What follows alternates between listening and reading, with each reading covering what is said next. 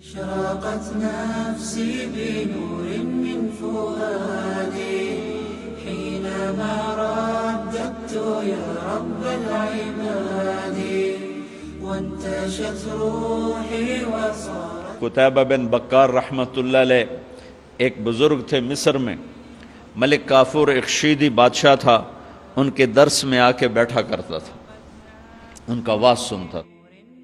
18 سال ان کی محفل میں حاضر رہا اور ہر سال 1000 دینار ان کو گفٹ کیا کرتا تھا۔ 1000 دینار 2 کروڑ روپیہ بنتا ہے۔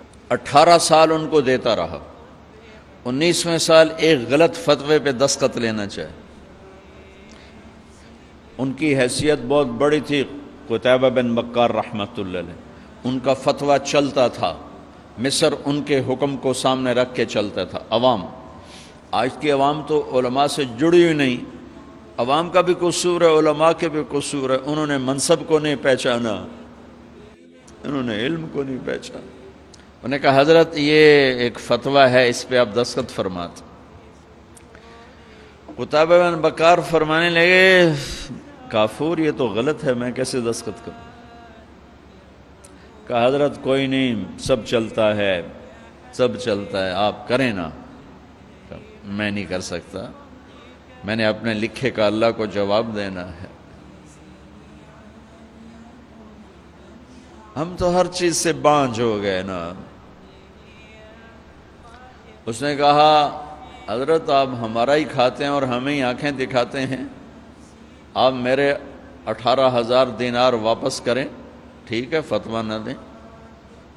اس کو خیال تھا غریب آدمی، بھوکا آدمی، کہاں ہوں گے اس کے پاس 18,000 دینار جو بھی مجھے واپس کرے گا؟ 36 کروڑ روپے تو آج بڑے سے بڑا تاجر ایک دم واپس نہیں کر سکتا۔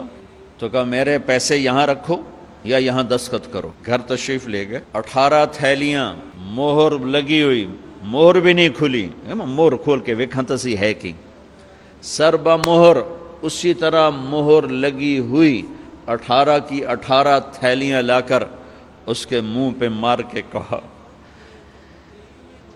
میرے ایمان کی اتنی قیمت لگائی،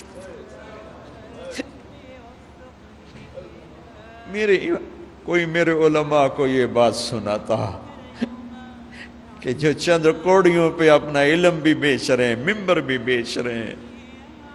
میں ساروں کی بات نہیں کر رہا، 8 بازار کے سارے تاجر جھوٹ نہیں بول رہے، سچے بھی بیٹھے ہیں، سارے سود پہ نہیں ہیں، صحیح تجارت بھی کر رہے ہیں، لیکن 100 میں ایک بھی نہیں ملتا۔ کوئی 10,000 میں ایک ہے جو سچا بھی ہے، جھوٹ سے بھی پاک ہے، سود سے بھی پاک ہے۔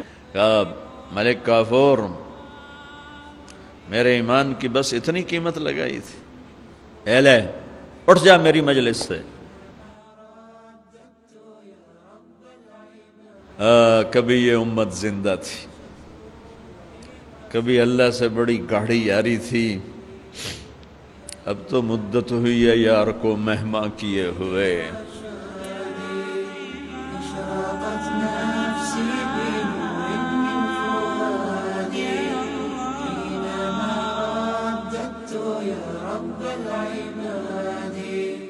وانتشت روحي وصار الدمع يجري